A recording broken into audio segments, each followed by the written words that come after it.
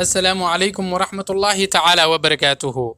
ولا لهيga qaaliga ahow waxaan idin soo gudbinayaa qiso aad iyo aad u wanaagsan oo aad iyo aad u macaan kana heli doontaan insha Allah biidnillaahi alkariim. maalin maalmaha ka mid ah ayaa Cali bin Abi Talib radiyallahu anhu iyo wiilkiisa Xasan bin Cali isku raaceen suuqa si ay wax uga soo iibsadaan suuqa. wuxuu maqlay Cali bin Abi Talib nin ku qaylinaya yaa lacag ideyminaya. intii yareed ee ay wateen Cali ninkii ayuu siiyey. Xasan ayaa ku yiri aabo lacagtii waad wada siisay ee inaga maxaad noo reebtay. Cali ayaa uga jawaabay Allihiina siiyey intaan yar wuu awoodaa inuu na siiyo in ka badan. suuqii ayay galeen markaas si lama filaan ah waxa la kulmeen nin reer miyi ah oo leh Caliyow hashaan iga iibso ee 100 dirham iga sii. Calina wuxuu yiri wax lacag ah ma sito. wuxuu ku yiri waan kaa sugayaa ee qaado. hashii sidii ayuu Cali ku kaxaystay. wax yar kadib waxay la kulmeen haddana nin kale oo reer miyi ah wuxuuna ku yiri Caliyow aan kaa iibsado hashaan ee iga sii 170 dirham.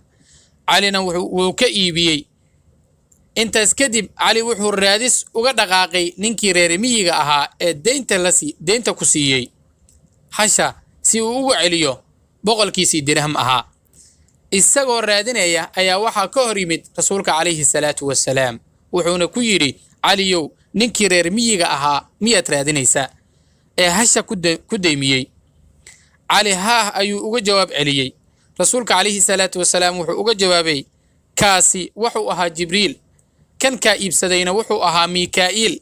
hashana waxay ahayd geeli jannada lacagtuna xagga Rabbi ay kaaga timid ee Caliyow bixi wuxuu alle ku siiyey hana ka baqin faqri.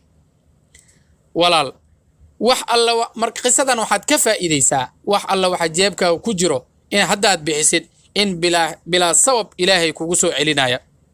bal fiiri Cali bin Abi Talib in yar oo suuq la aaday oo wax ku soo gadanaya nin miskiin buu siiyey. Ilaahay jannada geel jannada ah ayuu u soo diray una sabab ka dhigay nin malag ilaahay uu soo dhiibo subhanahu wa ta'ala.